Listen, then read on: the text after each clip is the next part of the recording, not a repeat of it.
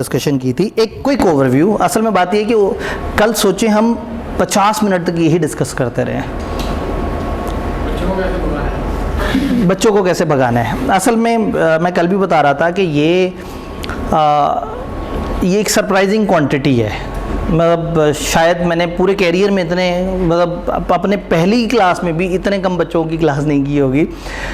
Session के start से ही हमें समझ आ गया था। फिर हम पेपरों के फ़ौरन बाद मैंने एक सेशन किया था और उसमें मैंने सबको गाइड किया था कि जो बिल्कुल बिगिनर बच्चे हैं और उनका बीलो सीलो दोनों रहता है और वो कोई एक सेलेक्ट कर रहे हैं तो ऐसा ना करें, या दोनों सेलेक्ट करें या दोनों ना सेलेक्ट करें, क्योंकि आधा सेलेक्ट होने से कोई फ़ायदा नहीं होना। नई महीने बाद इन दोनों ने मर्ज हो जाना है।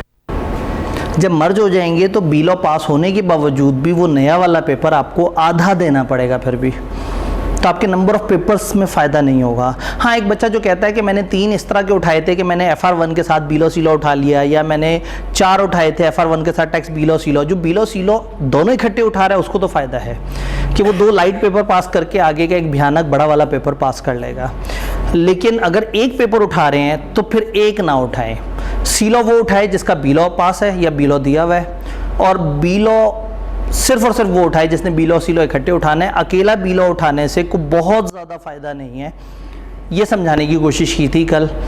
तो मतलब वही बात है कि अभी जो आज पहली दफ़ा सुन रहे हैं वो भी हैरान होंगे कि ऐसा कौन करता है, लेकिन जो है ना वो सच ज़्यादा इंपॉर्टेंट चीज़ है, बजाय इसके कि हम आपको धोखे से पूरा बीलो ख्वाब दिखाते नहीं रहे ज़बरदस्त ऐसे होगा वैसे होगा और अगले सेशन आप कहें लो जी मेरा तो आधा पेपर एग्जाम्प्ट हुआ है। तो अगर आपके पास मार्जिन है अपनी प्लानिंग चेंज करने का तो हमारे दरवाजे भी खुले हैं। मैंने फ्रंट ऑफिस वालों को भी कल आप लोगों से बात हुई थी, आज मैंने फ्रंट ऑफिस से भी कहा है कि अगर कोई भी बच्चा आके किसी भी किस्म की एडजस्टमेंट करवाता है, जी मैंने छोड़ना है, मैंने शिफ्ट करना है, मैंने उसको फ्रीज़ करना है या इवन रिफ़ंड लेना है। रिफ़ंड के केस में ज़ाहिर है चूँकि जो फ्लो होना होता है बैंकिंग चैनल से होना होता है, तो हम 8-10 दिन का प्रोसेस लेते हैं और एक लिस्ट में सबको एक ही गो में रिफ़ंड कर देते हैं। तो कल मैंने जो है ना भरपूर कोशिश की थी बच्चे भगाने की।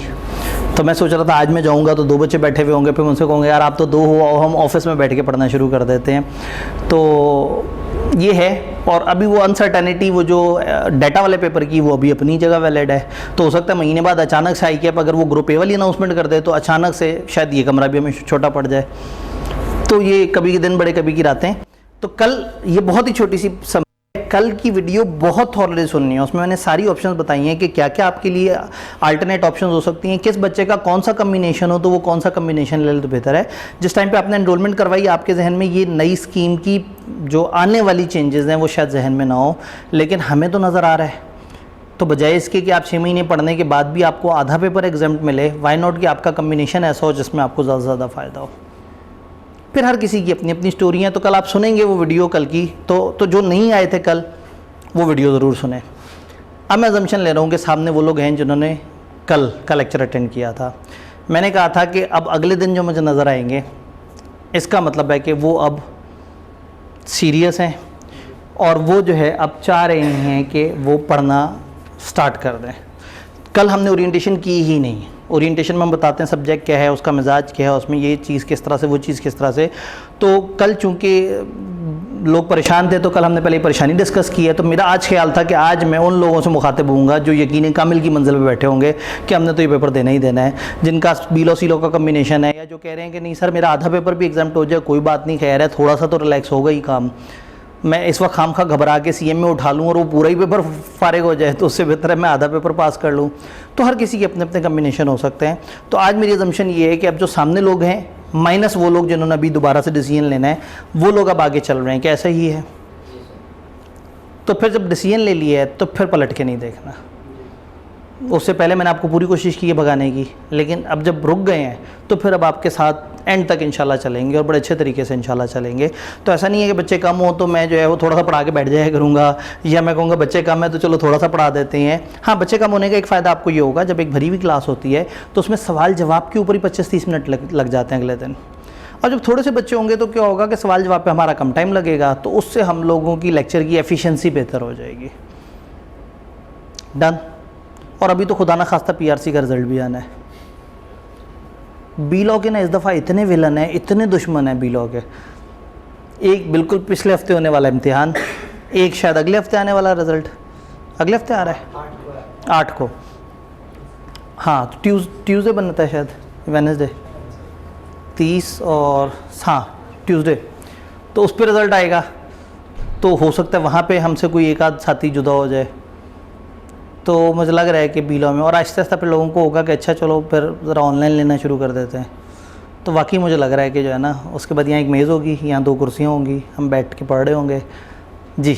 और कैमरे वाले नहीं, फिर हम पॉडकास्ट स्टाइल में ना उस क्लास को वो करेंगे कि एक तरफ मेरी तरफ आया जी सर आप बताएं आप क्या बता रहे हैं। हाँ भाई बच्चों आपके क्या सवाल है जी।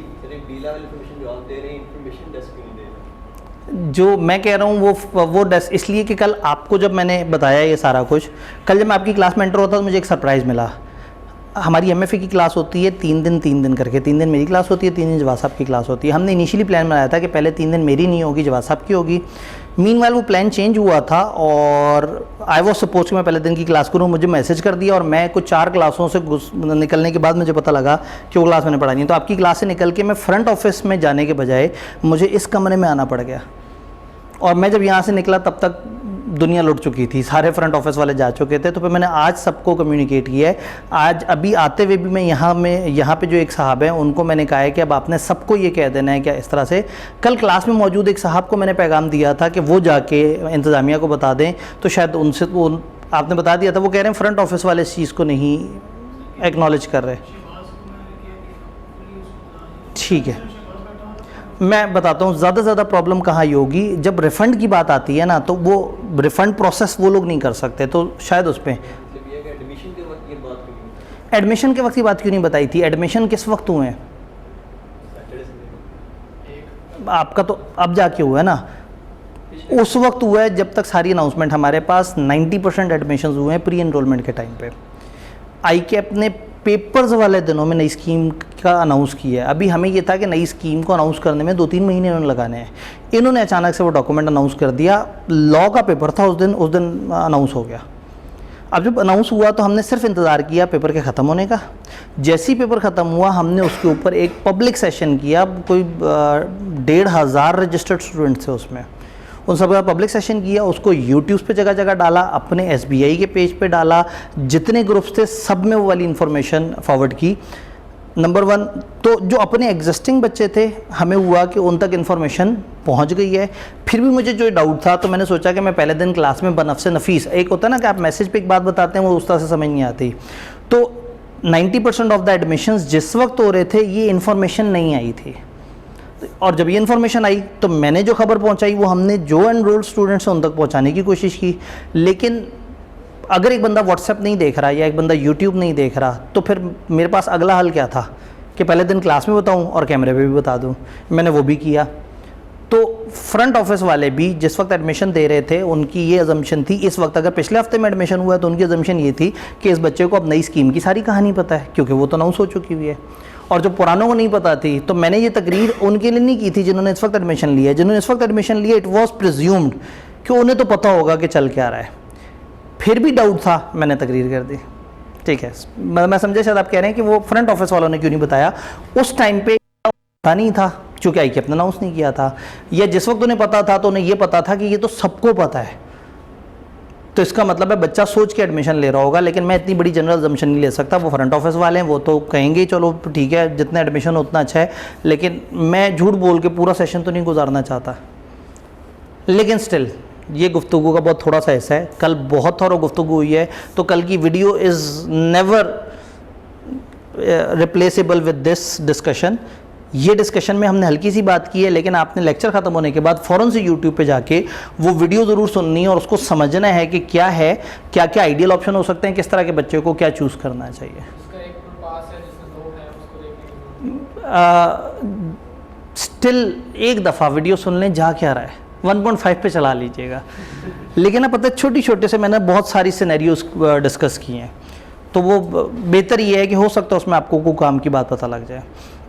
अच्छा, इनको भी मैंने कहा आपके पास अगले मंडे तक भी अगर कोई बच्चा आके कहे कि जी मुझे अब पता लगा इस तरह से चेंज कर दें, तो आपने उससे रेजिस्ट नहीं करना, आपने उसको हर तरह से अकोमोडेट कर देना है। डन, पढ़ाई शुरू करें फिर। ठीक है, तो कुछ कंफ्यूज अजहान के साथ और कुछ यकीने महकम पे पहुँचे हुए अजहान के साथ हम एक बड़े कमरे में छोटी सी क्लास शुरू कर दें। बिजनेस लॉ बड़ा मज़ेदार सा पेपर है, लाइट सा पेपर है। अगर हम अपने ये 8 पेपर्स में देखें कि कौन से 3 आसान पेपर हैं और कौन से 5 भारी पेपर्स हैं, तो बी लॉ, टैक्स और सी लॉ, ये 3 छोटे पेपर माने जाते हैं और बाकी 5 ज़रा बड़े पेपर माने जाते हैं। अब हो सकता है टैक्स का एक टीचर अपने पेपर को बड़ा पेपर कह के प्रेजेंट करे, आपको कहे कि आग लगाएं, पढ़ेंगे, सारा कुछ है, तो वो अपनी जगह सही है, वो चाहता है कि आप उसको अहमियत दें सब्जेक्ट को, लेकिन क्वांटम ऑफ सिलेबस के हिसाब से ये तीनों छोटे पेपर्स हैं। ना टैक्स का बहुत बड़ा सिलेबस है, ना बी लॉ का, ना सी लॉ का।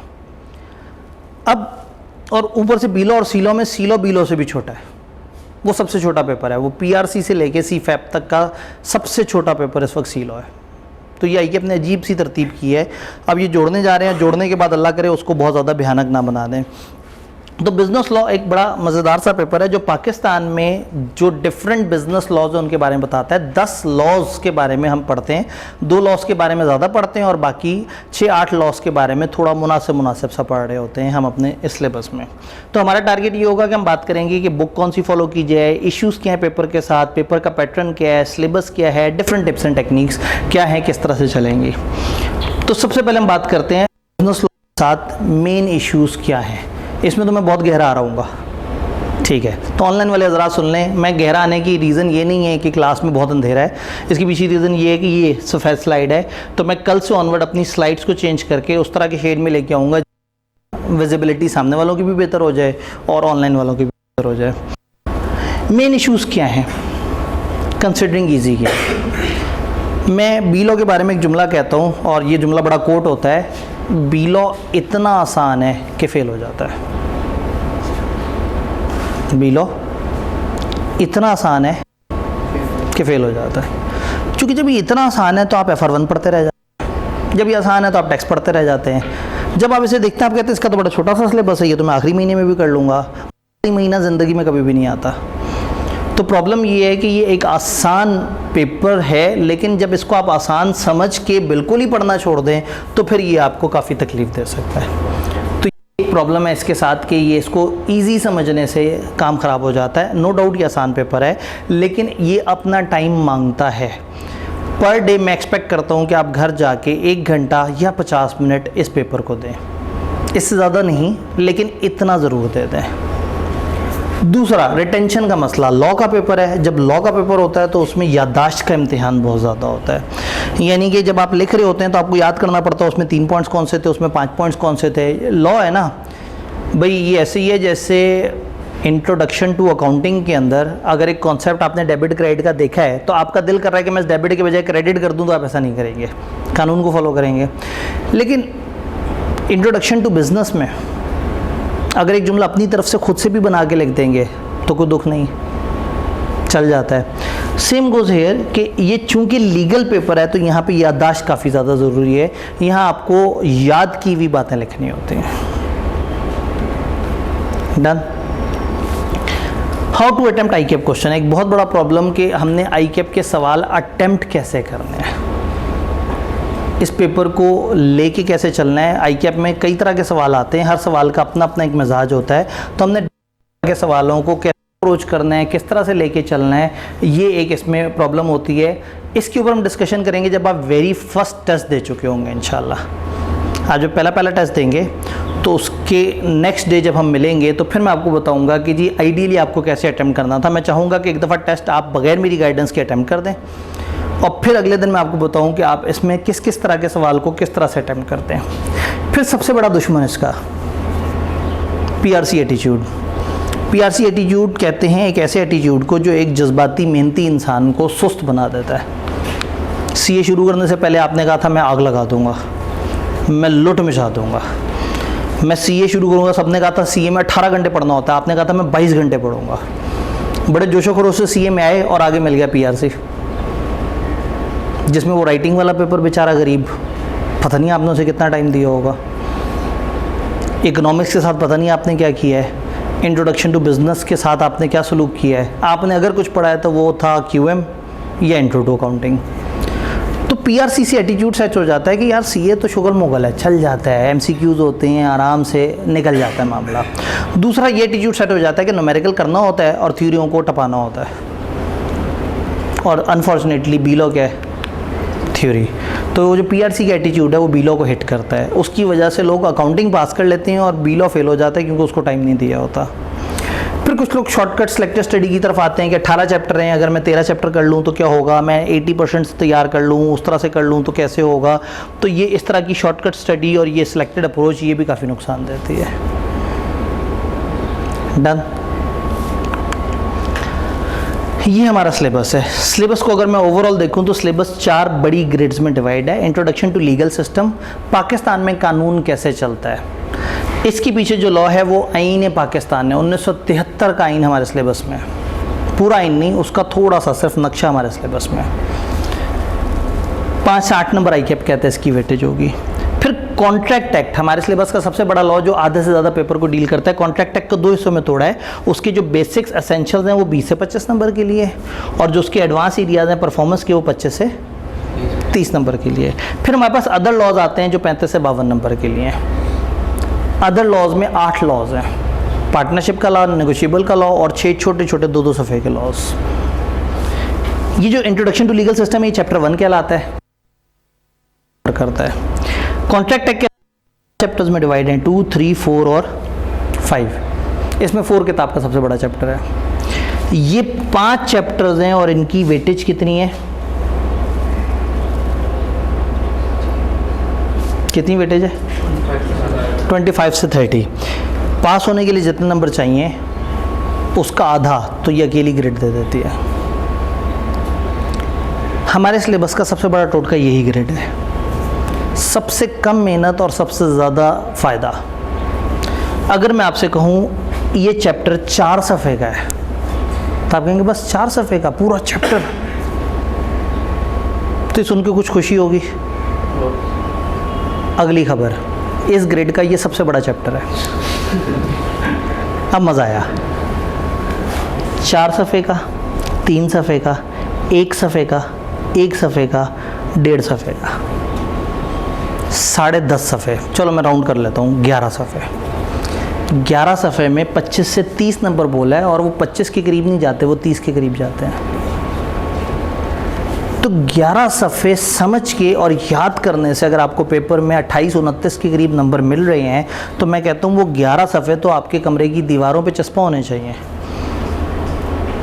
जब किसी दीवार से जाके टकराएं एक रूल जहन में आ जाए, जब सोने के लिए लेटें तो ऊपर भी एक सफ़ा चिपका हो। तो ये इस सिलेबस में सबसे बड़ा जो टोटका वो ये है कि दरमियान में ये मज़े करा देता है ये वाला पोर्शन। फिर आते हैं हमारे अदर लॉज, ये बहुत बिखरे हुए हैं। ये 3 चैप्टर्स हैं पार्टनरशिप के ऊपर, 11, 12, 13। ये 2 चैप्टर हैं नेगोशिएबल के ऊपर, और फिर 16, 17, 18 ये 3 चैप्टर्स हैं जिसमें 6 लॉज हैं, 2-2 सफ़े के लॉज।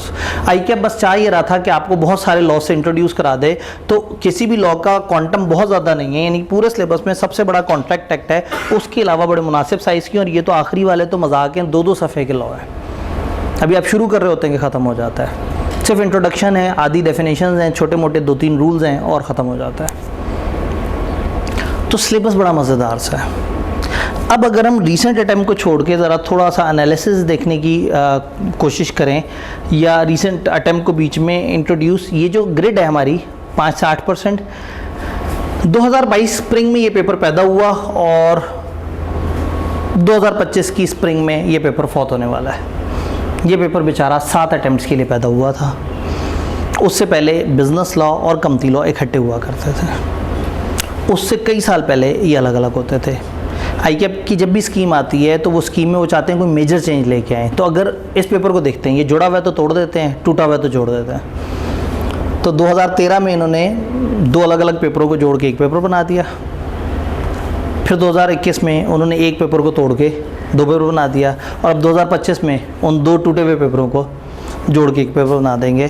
तो ये इसके साथ बेचारे चलते रहे हैं। तो इसका पासपेपर एनालिसिस हम अगर पीछे जाएं तो वो हमें इसके साथ मैच नहीं करेगा। तो इस वक्त हमारे पास 6 अटैम्प्ट्स हैं देखने को। ICAP ने कहा मैं पूछूंगा 5 से 8%, और उसने पूछा कितना, 6, 7, 6, 6, 5, 5, तो औसतन 6% वो पहली ग्रेड से पूछा।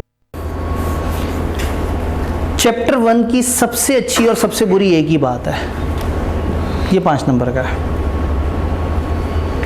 अगर आप किसी भी वक्त कहेंगे ना सर 18 चैप्टर्स में से मुझे वो एक चैप्टर बताएं जिसमें से लाजमी सवाल आना है, वो चैप्टर 1 है। किसी भी अटेम्प्ट में किसी भी चैप्टर को अगर ICAP छोड़ दे तो कोई मसला नहीं। ग्रिड होती है ना, आपके पास इतनी ग्रिड है, आप इधर से ना पूछो उन बाकियों से पूरा कर लो, आप इधर से ना पूछो बाकियों से कवर कर लो, आप इधर से ना पूछो बाकियों से कवर कर लो। लेकिन यहाँ वो मजाक नहीं है, इधर से पूछना ही पूछना है, और पूछता भी हमेशा रट्टा है, प्योर रट्टा। तो जो रट्टा के शौकीन लोग होते हैं वो उनके मज़े लग जाते हैं। फिर जो ये जोन है चैप्टर 2 से 5 तक आई कि अपने का हम इसका वेटेज रखेंगे 20 से 25% के करीब, और ऑन एवरेज 23%। सिर्फ एक अटैम्प्ट में उनसे थोड़ी सी गलती हुई, 20.5 तक पहुँचे, वरना 23, 24, 25, 25, 25 चल रहा था। तो ये 20 से 25 टिल्ट हो जाता है 23%। फिर 25 से 30% वाला 27.5, 26, 29.5, 29.5, 31, 31 एवरेज निकालें तो 29। अगर इन दोनों की एवरेज को मैं जोड़ लूँ तो 52% of the paper contract act से है। कॉन्ट्रैक्ट एक्ट के तकरीबन 9 चैप्टर्स हैं। हम लोगों की पूरी कोशिश होगी कि हम रिज़ल्ट से एक वीक आगे तक, आप लोगों के लिए रेलेवेंट नहीं है, कैफ के लोगों के लिए रेलेवेंट होता है। ख्वाहिश ये है कि नवंबर की इंशाल्लाह सेकेंड वीक के एंड होने तक हम कॉन्ट्रैक्ट तक ख़त्म कर लें। हम यहाँ से स्टार्ट करेंगे और ये वाले जोन को सबसे पहले कवर करेंगे, और ये वो जोन है जिसको हम बाद में दोबारा से रिवाइज़ भी करेंगे। यानी ये जोन करने के बाद हम इधर चले जाएंगे, इधर से इस पे एंड पे आएंगे, और जब हम ख़त्म कर लेंगे तो हम सिलेबस को यहाँ से दोबारा से शुरू करेंगे। हम 1.5 दफ़ा सिलेबस ख़त्म करेंगे, हम इसको रिवाइज़ करेंगे बीच में। क्योंकि जब आपने शुरू में पढ़ा होता है ना, तो थोड़ा सा PRC का इंतज़ार कर रहे होते हैं, थोड़ा सा भी नॉन सीरियस हुए होते हैं, अभी आहिस्ता आहिस्ता मिजाज नहीं बना होता। तो ये इंपॉर्टेंट एरिया है, शुरू में कराना भी ज़रूरी है, लेकिन बाद में आप पलट के देखते हैं तो आपको थोड़ा सा भूल भी किया होता है। तो हम एंड पे इसको फास्ट फॉरवर्ड में तेज़ी से रिवाइज़ करेंगे। उतना डेप्थ में नहीं जाएंगे जितना डेप्थ में हम पहले गए थे, लेकिन रीज़नेबल हम इस पर टाइम देंगे इंशाल्लाह। डन। फिर अदर बिजनेस लॉस 3 हिस्सों में डिवाइड हुए। पार्टनरशिप, ये तो अगर आप देखें तो पार्टनरशिप से ऑन एवरेज 21% पेपर आ रहा है, 8% इस वाले लॉ के 2 चैप्टर से आ रहा है, और तकरीबन 13% इन 3 चैप्टर्स में से आ रहा है। ये 3 चैप्टर्स जो कि तकरीबन 13 सफ़े के हैं, इनमें से 13% पेपर आ रहा है। जब सिलेबस एनालिसिस इस तरह से होना तो हमें समझ आ जाता है कि हर ग्रेड में ना कोई बड़ा चैप्टर है। देख रहे हैं, इसमें ये 11%, इसमें ये 11%, इसमें 11 और 9%। हर ग्रेड में हमें कोई ना कोई तूफ़ानी चीज़ नज़र आ रही है। तो इसको अगर मैं थोड़ा सा और तरह से सॉर्ट करूं तो मेरे पास ऊपर के 6 चैप्टर्स आ जाते हैं। ये 6 चैप्टर से 56% पेपर आ रहा है। 18 चैप्टर्स में से 1/3 ऐसे चैप्टर्स हैं जिनमें से 56% of the paper on average आ रहा है। कभी ज़्यादा हो जाता है, कभी कम हो जाता है। फिर एक सेकंड कैटेगरी है मॉडरेटली इंपॉर्टेंट चैप्टर्स, उसमें हमारे पास तकरीबन 29% बन रहा है। और फिर एक तीसरी कैटेगरी है स्लाइटली लेस इंपॉर्टेंट, जो कि 15 के करीब है। तो चैप्टर्स हम पढ़ते जाएंगे, लेकिन जो हमें ज़्यादा इंपॉर्टेंट लग रहा होगा उसको बहुत अच्छे से तैयार करेंगे। यानी उसके ऊपर तो समझौता नहीं होना चाहिए, उसकी कोई लाइन ना मिस हुई हुई, उसको हर बात हमें अच्छी तरह से आती भी हो और हमें याद भी हो। तो क्या सिलेबस समझ आया? बाकी हम जब पढ़ रहे होंगे तो मैं बार बार इसको आपको याद कराऊंगा। पेपर का पैटर्न क्या है? मैनुअल एग्ज़ाम है, कंप्यूटर बेस्ड एग्ज़ाम नहीं है। नंबर 1 जो PRC से आए हैं उन लोगों के लिए बताना ज़रूरी है। दूसरा, इसमें 15 नंबर के MCQs होते हैं और 85 नंबर के थ्योरी के सवाल होते हैं। 85 के जो थ्योरी के सवाल हैं वो डिवाइड हुए हुए होते हैं 40% रटे वाले सवाल और 60% लॉजिकल सवाल। नॉलेज बेस कहते हैं कि आपने एक चीज़ पढ़ी है तो आपकी नॉलेज टेस्ट हो रही है, यानी याददाश्त टेस्ट हो रही है, यानी आसान अल्फाज में रट्टा टेस्ट हो रहा है। और एप्लीकेशन बेस्ड का मतलब है जो आपने पढ़ा था कि आप उसको अप्लाई कर सकते हैं, क्या किसी सिचुएशन में आप उसको अप्लाई करके उसमें से कोई रिजल्ट निकाल सकते हैं, तो वो कहलाएगा एप्लीकेशन बेस्ड। तो अगर मैं इस 15% की भी तरतीब करूं तो ये ऐसे बनता है। तो तकरीबन पेपर में 40 और 60 की रेशो होती है। 40 से 50 के दरमियान रट्टा और 50 से 60 के दरमियान लॉजिकल सवाल।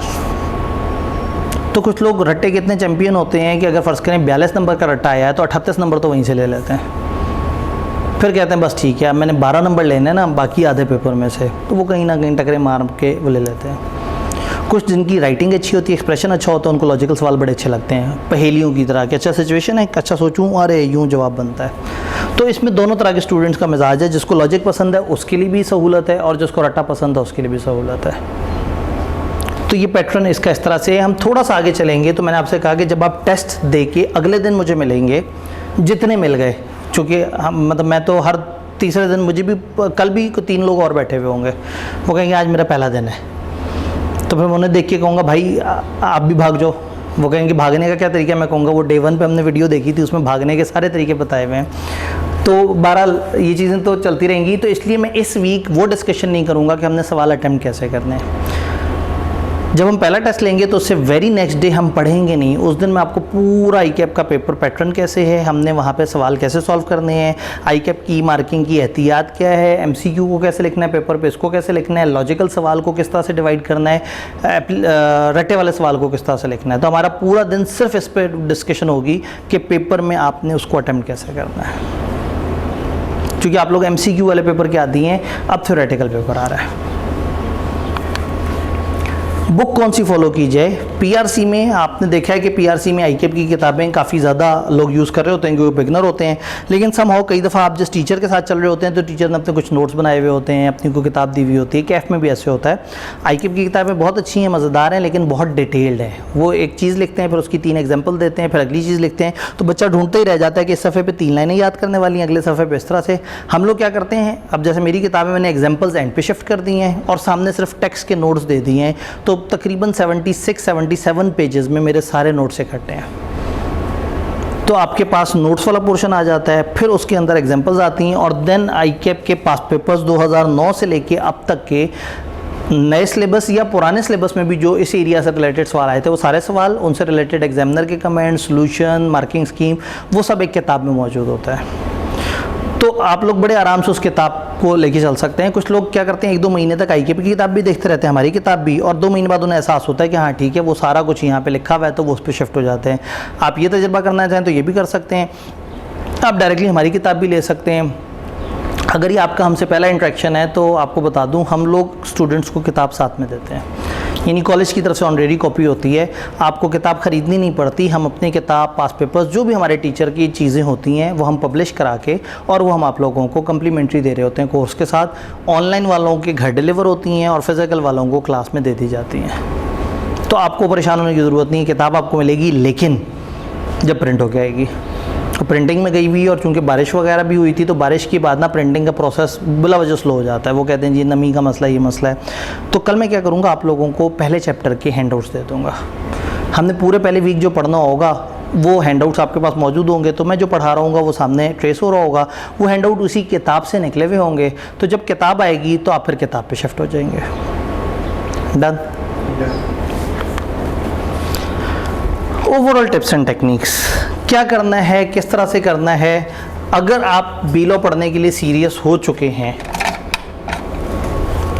तो आइडियली हमने स्टेप बाय स्टेप क्या करना है। पहला स्टेप, हमने लेक्चर अटेंड करना है।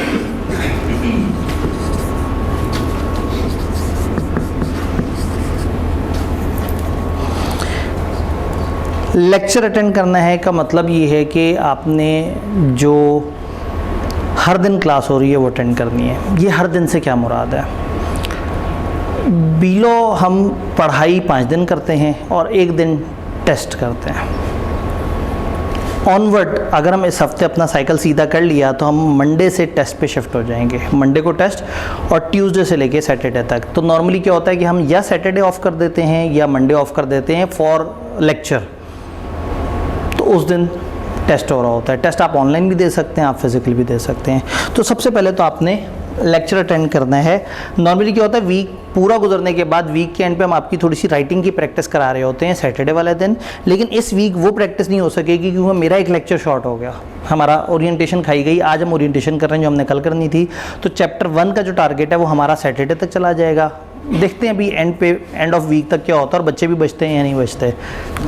अभी तो इतनी अनसर्टेनिटी है ना कि जैसे जैसे लोगों को समझ आ रहा है वो जो है ना भागते जा रहे हैं। तो लेक्चर अटेंड करना सबसे पहले।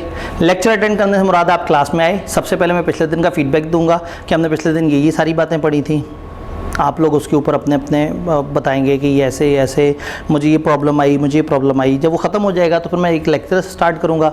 लेक्चर पढ़ाते वक्त हम 2 वे कम्युनिकेट कर रहे होंगे, आप बीच में सवाल वगैरह पूछ सकते हैं। मेरी ख्वाहिश है कि जब आप यहाँ से निकलें तो हर बच्चे को पता हो कि वो क्या पढ़ के जा रहा है, डाउट नहीं रहना चाहिए। समझ आई होगी तो घर जाके आप अच्छा रिवाइज भी कर सकेंगे।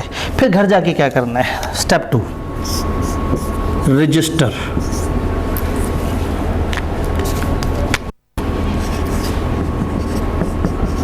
रजिस्टर, एक रजिस्टर मेंटेन करना है। बीलॉ का प्रॉब्लम ये है कि याद नहीं होता, और याद हो जाए तो भूल जाता है। शायद बचपन में आपने कभी देखा हो कि अगर आप अपने हाथ से लिख के नोट्स बनाएं और उनको याद करें तो वो बड़े अच्छे याद होते हैं। बीलॉ बहुत बड़ा नहीं है, मैं एक दिन जो पढ़ाऊँगा वो बहुत ज़्यादा पढ़ाने का मतलब है 2 सफ़े। मेरा एक सफ़ा आपके रजिस्टर पे आधे घंटे में लिखा जा सकता है। आपके पास आइडियली एक मासूम सा रजिस्टर होना चाहिए, कोई 100 सवा 100 सफ़े का। किसी बुक शॉप पे जाएं, उनसे कहेंगे जी ऐसा रजिस्टर दें जिसमें तकरीबन 50-60 वर्कें हों, एक वर्क पे आगे और पीछे 2 काउंट होता है, तो 50-60 वर्कों का मुझे रजिस्टर चाहिए। क्यूट सा, मासूम सा, पतला दुबला सा रजिस्टर जिस पे कुछ और लिखना हराम है, अकाउंटिंग नहीं करनी है, वो आपने रखा हुआ है। लेक्चर जब मैं आपको पढ़ाऊंगा तो लेक्चर में मैं यहाँ स्लाइड्स पे आपको कुछ इंग्लिश लिखी हुई दिखाऊंगा, और आपके हाथ में किताब होगी और वही जो इंग्लिश है किताब वाली वो यहाँ नज़र आ रही होगी। तो क्लास में बैठे बैठे आप एक दफ़ा तो पढ़ चुके होंगे। अब घर जाके अगर आप सिर्फ उसको दोबारा पढ़ेंगे तो 5 मिनट की एक्टिविटी है। तो घर जाके आपने करना ये है कि किताब मेरी सामने रखी, अपना रजिस्टर ओपन किया और लाइन बाय लाइन खूबसूरत से फॉन्ट में 1-2 रंगों के साथ उसे लिखना शुरू कर दिया। क्योंकि जब आप सिर्फ पढ़ रहे होंगे ना तो पढ़ाई नहीं होगी। थ्योरियों का प्रॉब्लम ये है कि जब आप किताब खोलते हैं तो दिमाग में फिल्में चलना शुरू हो जाते हैं। अकाउंटिंग तो ये ना, आप कर रहे होते हैं तो दिमाग उसमें फंसा हुआ होता है। थ्योरी आपने लिख के नहीं करनी होती, पढ़नी होती है। तो फ़र्ज़ करें एक बंदा बैठ के थ्योरी पढ़ना शुरू हुआ, 5 मिनट बाद वो बच्चा तकरीबन नींद दराज हो चुका होता है, वो बैठे हुए पोस्चर से तकरीबन ऐसे पोस्चर पे आ गया होता है कि जिसमें लेटा हुआ है और गर्दन सिर्फ तकिए पे थोड़ी सी ऊपर हुई हुई और किताब सामने है। थोड़ी देर बाद उसकी नाक पे आके किताब टकराती है तो उसे एहसास होता है कि मुझे नींद आ चुकी है, तो वो बगैर शर्मिंदा हुए किताब बंद करके रखता है और सो जाता है। तो थ्योरी के साथ ये होता है कि आप ऐसे पढ़ना शुरू करते हैं ना तो फोकस नहीं बनता, क्योंकि आपने दिन में 150 तो रील्स देखी हुई होती हैं, तो दिमाग को आदत ही नहीं होती टिक्के को काम करने की। उसको आदत होती है बस बदलता रहे, कुछ ना कुछ माहौल चेंज होता रहे, किताब बदलती नहीं बेचारी। तो आसान हल ये है कि आप किताब सामने रखें और एज इट इज़ उसको कॉपी पेस्ट करना शुरू कर दें अपने रजिस्टर पर। क्लियर? तो जब आप रजिस्टर पे उसको एज इट इज़ लिखेंगे तो क्या होगा, आपने एक दफ़ा पढ़ा, दिमाग में गया, एक दफ़ा रजिस्टर पे लिखने शुरू हुए, हाथ से गुजरा, आधे जुमले पे आपको याद आया कि नहीं वो याद नहीं आ रहा, दोबारा देखा, फिर से लिखा, 2 दफ़ा देखा, 2 दफ़ा पढ़ा, 1 दफ़ा लिखा, 2 दफ़ा दोहराया, आप लिख के फ्री होंगे, आपको महसूस होगा आधा आपको आता है। ये जो मैं आपको 50 मिनट कह रहा हूँ ना, डेली घर जाके जो आपने 50 मिनट देने हैं वो ये वाले हैं। शायद किसी दिन 1 घंटे तक चला जाए मामला, लेकिन मेरा नहीं ख्याल कि किसी भी दिन 50 मिनट से ज़्यादा का काम है। लेकिन अगर आपने वो 50 मिनट भी ना दिए तो फिर अगले दिन ये 3 घंटे बन जाएगा। एक लिमिट होती है ना, बंदा एक सब्जेक्ट के साथ एक ख़ास लेवल से ज़्यादा नहीं टाइम दे सकता, उसके बाद सिर्फ टाइम ज़ाया हो रहा होता है। चूँकि आप लोग बिगनर हैं, अगर आप लोग साथ साथ चलेंगे तो मैं पूरे सेशन आपको छोटे छोटे टोटके देता रहूँगा, क्योंकि मैं PRC से लेके CFAP तक लोगों को डील कर रहा होता हूँ। एक बिगनर बच्चे को भी देखता हूँ और 7, 8, 9 साल बाद उसको क्वालिफाई होता हुआ भी देख रहा होता हूँ। तो सारे लोगों के मिजाज का थोड़ा सा आइडिया है, तो मैं कोशिश करूंगा कि आपको छोटे छोटे वो टोटके दूं जो कि आपके लिए काम आने वाले हैं। एक चीज़ पूरे CA में याद रखना है, जो डेली पढ़ता है वो कम पढ़ता है। गोल्डन तरीन नुस्खा है, जो डेली पढ़ता है वो कम पढ़ता है और जो डेली नहीं पढ़ता वो बहुत पढ़ता है। क्योंकि जो डेली नहीं पढ़ा ना, एक दिन छोड़ेगा, अगले दिन मुसीबत ऐड हो जाएगी, उस दिन भी नहीं पढ़ पाएगा, टेंशन में भी रहेगा, पूरा हफ्ता पढ़ भी नहीं रहा होगा और टेंस भी होगा। और वीकेंड पे पढ़ने की कोशिश करेगा, नहीं होगा, फिर सोचेगा मैं CA में आया ही क्यों था, फिर सोचेगा मैं ज़िंदगी में ही क्यों आया था, तो वो बिल्कुल शट डाउन होने वाला हो जाएगा। तो साथ साथ पढ़ेंगे तो CA में औसतन अगर क्लासेस के अलावा बात करें तो जो बंदा 3 से 4 घंटे डेली वाकई ही पढ़ रहा है, बस CA इतना मांगता है, इससे ज़्यादा नहीं मांगता। आपको मेडिकल से कम पढ़ना है, लेकिन पढ़ना डेली है। अकाउंटिंग की क्लास ऑलरेडी लेंथी होती है, उसका मकसद ही होता है कि अकाउंटिंग में क्लास में बैठे बैठे आपको सवाल करा दिए जाए। उसके बाद जो होमवर्क वगैरह मिलता है वो अगर आप घर जाके करें तो आप 1 घंटे के अंदर अंदर निपटा लेते हैं। मेरा जो होमवर्क है वो आपने 50 मिनट में निपटा देना है। तो टेक्निकली किसी भी दिन 3 घंटे से ऊपर तभी पढ़ना पड़ेगा जब काम ज़रूरत से ज़्यादा हो, और 4 घंटे मैक्सिमम है। 4 घंटे पॉसिबल ही नहीं कि आपने 4 घंटे पढ़ो और आपने 3 सब्जेक्ट का काम ना किया हो। लेकिन आपको लोग नज़र आएंगे जो 10-10 घंटे पढ़ते हैं, उनका काम फिर भी नहीं हो रहा होता है, क्योंकि किताब भी है और फेसबुक भी है और नोटिफिकेशन की आवाज़ भी ऑन है। नोटिफिकेशन आ जाए तो फिर तो गया काम। फिर आप उससे पढ़ेंगे, फिर उस पोस्ट पे जाएंगे, फिर जिसने आपको लाइक किया है फिर आप जाके देखेंगे इसने लाइक क्यों किया है, तो सोचेंगे 3 दिन पहले आपने इसकी कौन सी पोस्ट लाइक की थी, फिर समझेंगे कि ये क्या साजिश रचा रहा होगा। वो गरीब गुजरते हुए हमें लाइक मार के आगे चला गया होगा, लेकिन अब आप बैठ के 2-2.5 घंटे तक पूरी साजिश का मैप समझने की कोशिश करेंगे और अब अपने दूसरे फेक अकाउंट से जाके उसके आईडी पे जाके 2 दफ़ा वार करके आएंगे। वो दुनिया ऐसी ही है। अच्छा, फिर दोबारा आप पढ़ना शुरू करेंगे, अचानक से व्हाट्सएप पे मैसेज आ जाएगा। व्हाट्सएप देखेंगे तो आपको याद आएगा कि व्हाट्सएप पे एक और मैसेज भी मेरा रिप्लाई करने वाला था। तो प्रॉब्लम ये है कि जब मोबाइल साथ रखा होता है तो लोग 10 घंटे में भी नहीं पढ़ पाते। आसान टोटका बताऊं, शिरक ना करें, दोनों को अलग अलग रखें। पढ़ें तो टिका के पढ़ें, अय्याशी करें तो टिका के अय्याशी करें। जब आपने घर जाके थोड़ा रेस्ट करके खाना शाना खा के तो थोड़ा सा इजी हो गया। अगर आपने 3-4 घंटे एक गो में लगा लिए ना, अब आपके पास अगले दिन सुबह तक बहुत टाइम है। अब आप फेसबुक पे बैठे हो, आप व्हाट्सएप यूज़ कर रहे हो, कुछ भी कर रहे हो, दिल पे बोझ नहीं है। 10 घंटे फेसबुक भी यूज़ होती है, इस बोझ के साथ की पढ़ाई नहीं हुई, और पढ़ाई भी करते हैं इस बोझ के साथ कि मैं कहाँ फंस गया हूँ, मैं तो एंटरटेनमेंट कर ही नहीं पा रहा। 3 घंटे दें पढ़ाई को, 3 घंटे दें एंटरटेनमेंट को। 10 घंटे आपने मुसीबत में लगाए और दोनों में से कोई काम नहीं किया था, इधर 6 घंटे में दोनों काम बड़े अच्छे हो जाएंगे। एक टाइम फिक्स कर लें और डेली उस टाइम पे पढ़ लें, और वो टाइम ऐसा हो जिस पे आपके लोग इधर उधर निकले हुए हों। दोपहर का टाइम बड़ा आइडियल होता है कि आप क्लासेस से गए, जाके खाना वगैरह खाया, थोड़े से ईजी हुए, रिलैक्स हुए, और आपने उस वक्त 3-4 घंटे एक घो में पढ़ लिया, बस। उसके बाद आप चिल फिर रहे हो, आपको रात के खाने पे दोस्त वगैरह बैठे हो, कहीं हमने जाना है लेकिन यार पढ़ना होता है, आपके लिए घूमना होता है, मस्ती करो, यही तो दिन है खेलने के। तो कभी एक ग्रुप के साथ घूमने चले गए, दूसरे के साथ बर्गर खाने चले गए, तीसरे के साथ बैठे हैं और कोटा चाय पे बैठ के लंबी लंबी फेंक रहे हैं। खेलें, एंजॉय करें, आपके दिन है। लेकिन कब? जब उस दिन का टारगेट पूरा कर लिया। अगर टारगेट पूरा नहीं किया ना, तो वहाँ हर पराठे का टुकड़ा चाय में डुबोते हुए आपके जहन पे एक बोझ होगा कि मैंने आज का काम नहीं किया। पराठे का भी मज़ा नहीं आएगा। तो अय्याशी करें खुल के, बस अपने दिन का टारगेट पूरा कर लें। पहले लेवल से लेके आखिरी लेवल तक मैं नहीं मानता कि 4 घंटे से ऊपर पढ़ने की ज़रूरत है। सीए ऐसा भयानक नहीं है। ये जो 10 घंटे पढ़ते हैं वो लोग पढ़ते हैं जो साथ साथ पता नहीं 15 और काम कौन से कर रहे होते हैं। आपको पता है ये जो मोबाइल है, अगर ये ऑफ़ हुआ हो तो इसकी चार्जिंग बेहतर होती है, और जब ऑफ़ हुआ हो और चार्ज हो तो इसकी बैटरी की लाइफ भी महफूज रहती है। तो ये तो बड़ी अच्छी बात है। जब आपके वो 3-4 घंटे शुरू हुए, मोबाइल ऑफ़ हुआ, चार्जिंग पे लगा दिया, और इतनी दूर लगा दिया कि आपका हाथ ना पहुँचे, ना नोटिफिकेशन आए ना कुछ और। आप कहेंगे नहीं सर, घर वालों ने बड़ी ज़रूरी कॉल करनी होती है। घर वालों को पता लग गया होगा कि ये इन 3-4 घंटे में पढ़ रहा होता है, आपने उसे बता देना मैं 3-4 घंटे में पढ़ रहा होता हूँ, मोबाइल पे ना बिला वजह की बहुत कॉल्स आती हैं, मैं इसे ऑफ़ कर देता हूँ। ये मेरे रूममेट का नंबर है, कोई बहुत ज़रूरी बात हो इसके नंबर से मेरे बात कर लिया करें, सिर्फ इन 3 घंटे के लिए। घर वाले हमेशा समझ जाते हैं कि बच्चा सीरियस हो गया पढ़ाई को लेके, और अगर वो 3-4 घंटे फ़ोन ऑफ होने का आपको घर वालों के अलावा किसी की फ़िक्र है तो उसने तो तबाह कर देना आपको। सीए तो नहीं होना फिर। अगर आपको घर वालों से ज़्यादा किसी और की फ़िक्र है तो बेहतर है कि वो उस फिक्र को साइड पे रखें। और अगर आप फ़ोन बंद करें और वो अगला बंदा कहे कि जी ये क्या बात हुई, तुमने फ़ोन क्यों बंद किया है, आपने कहा मेरे लिए पढ़ाई ज़रूरी है। पढ़ाई ज़रूरी है या मैं? उसने कहा पढ़ाई।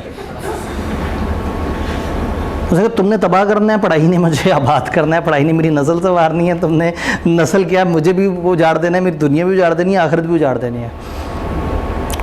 फोकस पढ़ाई को दें। जब अगले को समझ आएगा ना कि ये वाकई ही अपने आप को लेके सीरियस है, उसके दिल में भी रिस्पेक्ट बन जाएगी कि ये बाकियों की तरह नहीं है। The person is committed. ये जानता है कि करियर कितना इंपॉर्टेंट है, ये जानता है कि लाइफ में आगे बढ़ना, अपनी फैमिली के लिए अच्छा सोचना कितना इंपॉर्टेंट है। और जब आप इतना अच्छा सोच रहे होंगे तो कौन आपको छोड़ेगा। तो छोटे मोटे खौफ ख़त्म कर दें, एक अच्छे इंसान बन जाए। तो ये रजिस्टर जिस वक्त आप लिख रहे हैं, असूलन फ़ोन बंद हो तो ज़िंदगी बड़ी आसान है। ये तजर्बा करके देखिएगा, किसी एक दिन ना फ़ोन को बंद करके चार्जिंग पे लगाइएगा 4 घंटे के लिए, फिर मुझे बताइएगा कि उस 4 घंटे में आपने क्या क्या किया। आप सब कुछ कर लेंगे, 4 घंटे नहीं गुजरेंगे। अल्लाह ने वक्त में इतनी बरकत रखी हुई है और हम इंसानों ने वक्त उतना ही उजाड़ दिया है। नहीं सर, हम टाइम कहाँ उजाड़ते हैं? रील तो 80 सेकंड की होती है, लेकिन वो जो 1000 दफ़ा आप देखते हैं तो वो 80 सेकंड करके भी तो वो कचरा हो जाता है और आपका दिमाग इतनी शॉर्ट प्रोसेसिंग नहीं करता। रील देखी है, अभी आप उसको प्रोसेस कर रहे थे, अगली रील शुरू हो गई, वो एक डिफरेंट टॉपिक के बारे में, अगला शॉर्ट शुरू हो गया। तो मोबाइल ने इस वक्त अनफॉर्चुनेटली जो नौजवान नस्ल है उसके जहन को कचरा कर दिया है, उसका जहन सोचने के काबिल नहीं रहा।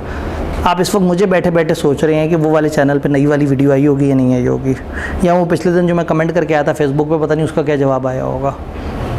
आप एक दूसरी पैरेलल दुनिया में साथ साथ जी रहे हैं। वो दुनिया सिर्फ एंटरटेनमेंट दे रही है, लेकिन कामयाबी ये वाली दुनिया दे रही है। तो सिर्फ एक छोटी सी आदत, 3 से 4 घंटे, 24 घंटे में 3 से 4 घंटे पढ़ने वाले, और इस वक्त फ़ोन बंद, बहुत सेफ है। और फिर जब फ़ोन उठाएं तो भूल जाएं कि आपने पढ़ना भी होता है। मैं कहता हूँ दिन में 2 फिल्में देखें, लेकिन दिल से देखें।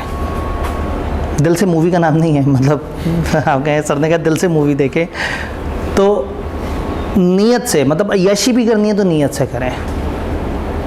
इवन आप रिलीजियस एक्टिविटी में, आप एक बयान में बैठे हैं, आप एक नातिया महफिल में बैठे हैं, तो भी जब दिमाग में प्रेशर होता है ना कि मेरा तो अकाउंटिंग का भी सवाल रहता है, तो नात भी नहीं समझ आती। तो लाइफ सबसे प्यारी हो जाएगी सिर्फ ऑर्गेनाइज हो। 3 से 4 घंटे अगर आपने डेली पढ़ लिए, मैं पूरे सीए के लिए बता रहा हूँ, मेरा पेपर तो बेचारा 50 मिनट का है, ये तो मैं आपके सारे सब्जेक्ट का टोटल टाइम बता रहा हूँ। घर जाके इससे ज़्यादा टाइम नहीं पढ़ना। अगर आप मोबाइल साइड पर रख के पढ़ रहे हैं, ये टाइम नहीं ख़त्म कर सकते आप। ये टाइम बाद में ख़त्म होगा, आपके सारे सब्जेक्ट की सारा होमवर्क पहले ख़त्म हो जाएगा। और फिर फ्रेश हो, मतलब अपना टिक लगाया, एक दफ़ा इजी हो गया कि मैंने आज का सारा काम कर लिया। जब आप लेक्चर सुन के घर गए होंगे, तो अगर आप इस लेक्चर को रात में रिवाइज़ करेंगे तो आधी बातें भूली हुई होंगी। अगर आप इस वक्त से 2-3 घंटे बाद रिवाइज़ करेंगे तो आधी बातें याद होंगी, फ़ौरन जहन में आ जाएगा। और फिर शाम इतनी फ्रेश गुजरेगी, ईज़ी होके जाएं, मस्जिद पैदल वॉक करके जाएं, वहाँ जाके नमाज़ पढ़ें, रिलैक्स हो, अपनी सारी एक्टिविटीज़ करें। चूँकि आपने पढ़ाई तो दोपहर के वक्त ही साइड पे कर दी, दोपहर शाम में डन। सेकंड थिंग थी रजिस्टर। थर्ड थिंग, आपने वीकली टेस्ट लाजमी देने हैं।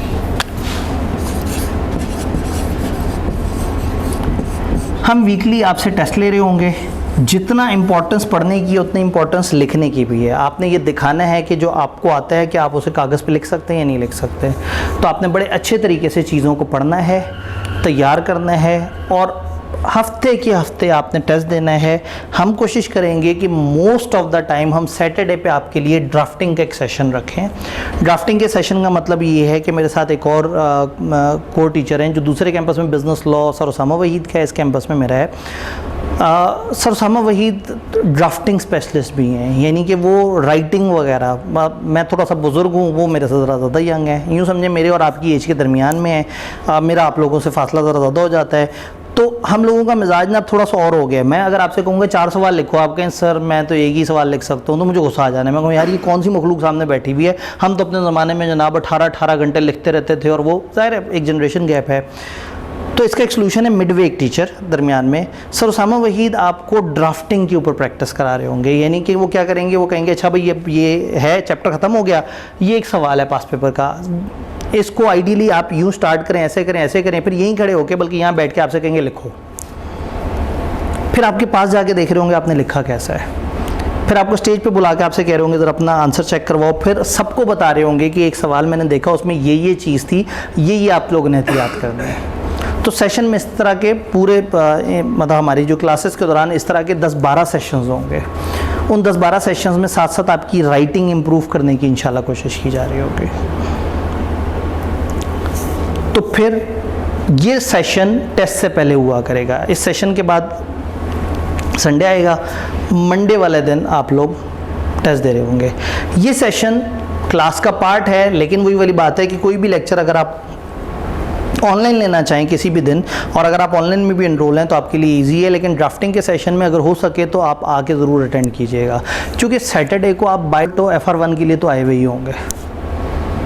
तो जब एक मुसीबत आपने सैटरडे की पाली हुई ही है, तो साथ में दूसरी मुसीबत भी अटेंड कर लीजिएगा। बट उस दिन हम नया नहीं पढ़ रहे होंगे, उस दिन जो पीछे पड़ा हुआ है उसकी राइटिंग की प्रैक्टिस हो रही होगी।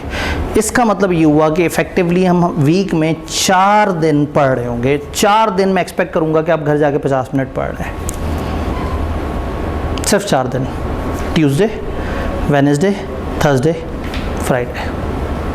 मंडे बन जाएगा टेस्ट डे, और सैटरडे कभी ड्राफ्टिंग डे होगा, और कभी हमारे वीक में अगर कोई कवर नहीं हुआ या कोई और एबनॉर्मल इवेंट आ गया, जैसे अभी हमारा एक लेक्चर खाया गया उस सारी डिस्कशन में, तो वो सैटरडे इस्तेमाल हो जाएगा। क्या ये सारी बात समझ आई? तो फिर इसके बाद तो आखिरी वाली स्लाइड होती है जिसमें शुक्रिया लिखा हुआ होता है, और कोई कन्फ्यूजन, कोई सवाल मैंने कल भी शेयर किया था, मैं अभी शेयर कर देता हूँ आपको। अगर फिर भी कोई बात बाद में याद आए, आप मेरे से अलग से पूछना चाहें, सबके सामने नहीं पूछना चाहते, तो ईमेल एड्रेस आप नोट कर सकते हैं। आप कहेंगे सर व्हाट्सएप क्यों नहीं? इसलिए कि अब आप लोग बड़े हो गए हैं, अब आप लोगों को ईमेल का यूज़ भी आना चाहिए। क्या ख्याल है? ये ना कहिएगा सर हमारा ईमेल नहीं बना हुआ। शुक्र है गूगल ने ये काम तो आसान किया, एंड्रॉयड के चक्कर में आप लोग सब लोगों के ईमेल बनवा दिए। Atif Abdi, FCA fellow chartered accountant को कहते हैं, बुजुर्ग चार्टर्ड अकाउंटेंट को, जिनको CA किए हुए कम से कम 10 साल से ऊपर का अरसा हो गया होता है। तो ऐसे बुज़ुर्ग लोगों को जो है ना वो FCA कहते हैं। तो याद रहेगा, आतिफ आब्दी नाम है, FCA। तो आतिफ आब्दी FCA@gmail.com। इस ईमेल पे कोई भी कन्फ्यूजन हो, कुछ भी हो, रात 1 बजे आपके जहन में आए, ओहो सर ने बात बताई थी, ये मुझे नहीं समझ आई, आप मुझे मेल कर सकते हैं। जो ऑनलाइन नज़र आते हैं आप अपने व्हाट्सएप में पूछ सकते हैं, मुझसे मेल पे भी डायरेक्टली पूछ सकते हैं।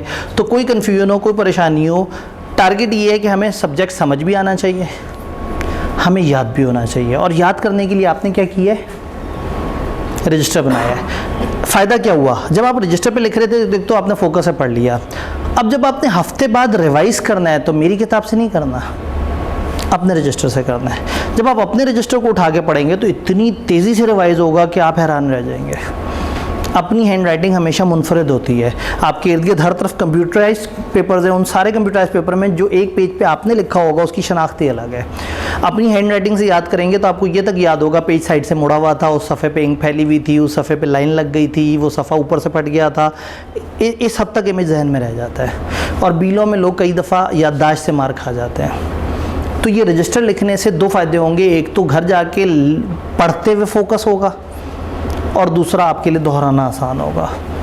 तो कोशिश करें कि ये डेली बेस पे ये रजिस्टर मेंटेन करें। आपको शायद अजीब सा लग रहा है, लेकिन मैं आपको बताऊं, बजाय इसके कि सेशन एंड पे आप कहें सर मेरे से तो चीज़ें बार बार भूल जाती हैं, और मैं कहूँ भाई रजिस्टर क्यों नहीं बनाया, तो आप अभी से ही रजिस्टर पे लिखने वाला काम आप स्टार्ट कर सकते हैं। आज तो हमने कोई काबिल ज़िक्र चीज़ नहीं पढ़ी है, कल हम पहला लेक्चर पढ़ रहे होंगे तो मैं आपको हर दिन बताऊँगा कि किताब में हमने यहाँ से लेके यहाँ तक पढ़ा, तो फिर आपने उसको करके आना होगा। कोई कन्फ्यूजन, कोई सवाल, कोई परेशानी, कोई घबराहट, अदर देन वो घबराहट जो लोग कल नहीं आए थे उन्होंने वो वीडियो को देखना है और वीडियो के बाद उन्होंने घबराना है। बाकी हजरात क्या अपना माइंड बना चुके हैं? पक्की बात है। बस फिर वही वाली बात है कि अब 9 बन गया है तो अब मैं आपको दोबारा तकलीफ़ नहीं दूंगा। पहले दिन आपको सही बात बताना ज़रूरी था, और जो बाद में आ रहे हैं उनको पहले दिन का सच याद कराना बड़ा ज़रूरी है। वो कहें जी हमें पता नहीं लगा, तो ऑनवर्ड इंशाल्लाह ताला जब नीयत से पढ़ रहे हैं तो फिर साथ साथ पढ़ते चले जाएंगे। शायद ये अल्लाह की तरफ से आप लोगों को एक एडवांटेज मिल गया पर्सनल अटेंशन वाला, वरना इसी कमरे में मौजूद हो 250 के करीब बच्चा सामने बैठा हो तो एक बच्चा तो पूरे सेशन में सवाल ही नहीं पूछ पाता शर्म के मारे।